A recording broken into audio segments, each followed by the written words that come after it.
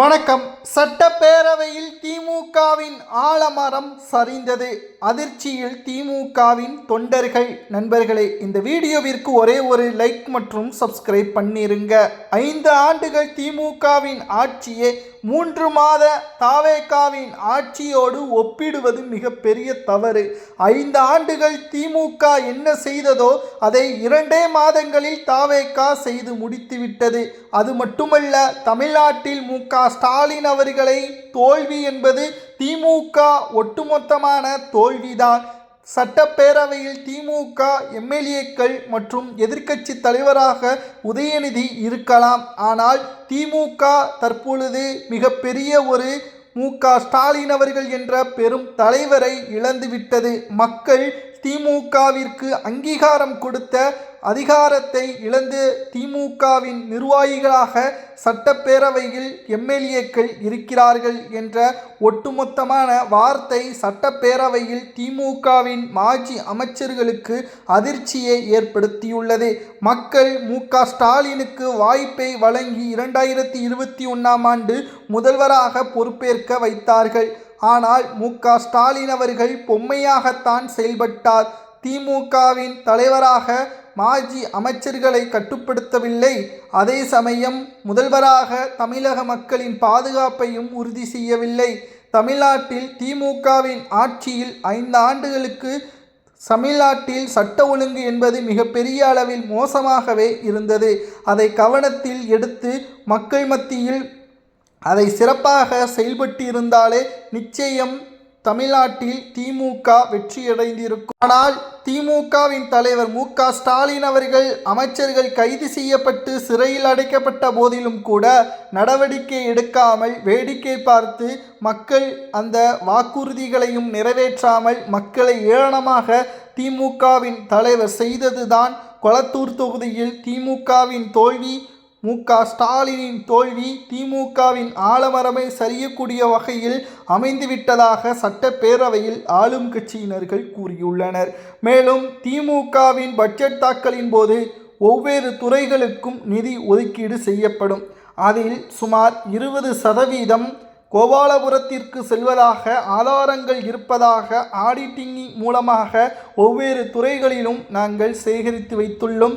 இன்னும் ஒரு சில நாட்களில் அதை பொதுவெளியில் வெளியிடுவோம். அப்படி வெளியிடும் பட்சத்தில் அமலாக்கத்துறை அதிகாரிகள், டெல்லி போலீஸ் போன்றவைகள் ஸ்டாலின் வீடு, மாஜி அமைச்சர்களது வீடு, அலுவலகங்கள், பண்ணை வீடுகள் போன்றவற்றில் சோதனைகள் நடத்தப்பட்டால் அது திமுகவின் தொண்டர்கள் பெரும் அதிர்ச்சி அடைவார்கள் என்ற தகவலையும் தற்பொழுது தாவேகாவின் அமைச்சர் ஆதோ அர்ஜுனா அவர்கள் பேசியிருப்பது பரபரப்பை ஏற்படுத்தியுள்ளது. திராவிட முன்னேற்ற கழகத்திற்கு மிகப்பெரிய ஒரு அவமானமாக, தற்பொழுது மிகப்பெரிய ஒரு சிக்கலாக தாவேகாவின் அமைச்சர்களை 6 மாதத்திற்குள் ஆட்சியை கலைக்க ஸ்டாலின் அவர்கள் பெரும் முயற்சிகளை மேற்கொண்டார்.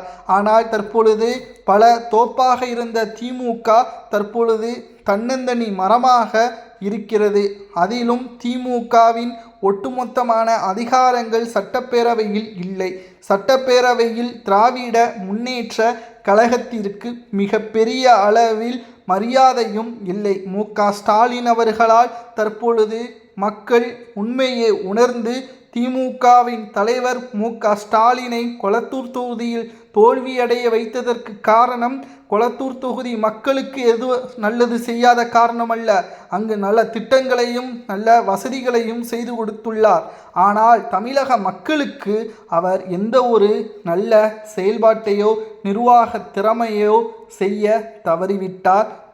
ஸ்டாலின் என்ற குற்றச்சாட்டை தான் தற்பொழுது தமிழகம் முழுவதும் உள்ள மக்கள் ஸ்டாலினை புறக்கணித்ததற்கு காரணம். ஸ்டாலினின் மருமகன் சபரீசன் அவர்கள் விலை உயர்ந்த கடிகாரம், கை கடிகாரம், வாகனம் மற்றும் மோட்டார் பைக் போன்றவைகள் வைத்துள்ளார். இதற்கு பணம் எங்கிருந்து வந்தது?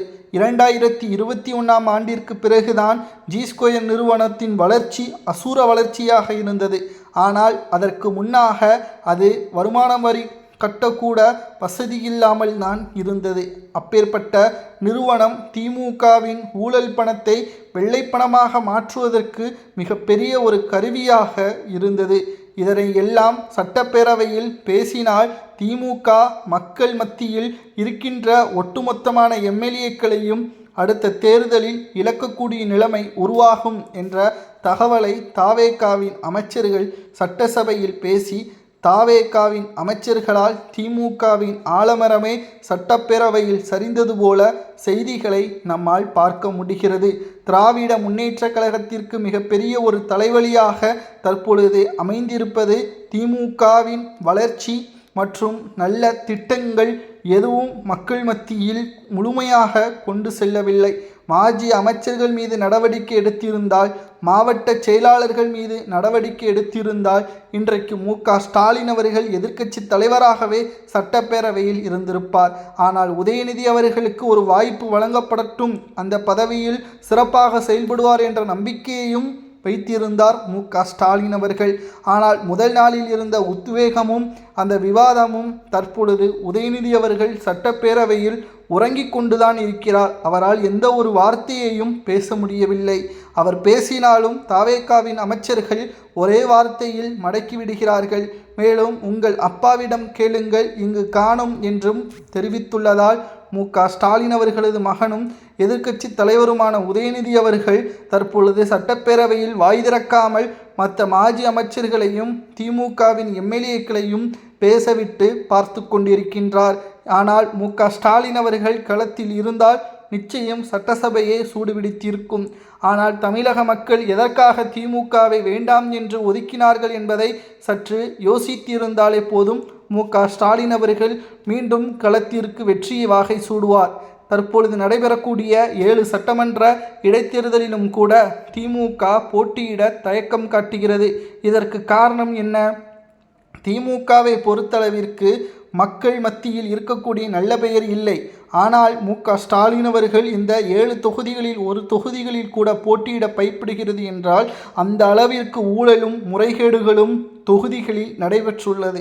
மாவட்ட செயலாளர்கள் டெண்டர்களிலும் சாலை டெண்டர்களிலும் முறைகேடுகளை சேர்த்து ஒட்டுமொத்தமான சொத்துக்களை தான் சேகரித்துள்ளதை தவிர மக்களின் சொத்துக்களை சேகரிக்கவில்லை, மக்களின் ஆதரவை சேகரிக்கவில்லை என்ற குற்றச்சாட்டுகள் தற்பொழுது தனிக்குழு அமைத்து விசாரணையின் மூலம் ஸ்டாலினுக்கு வந்துள்ளது.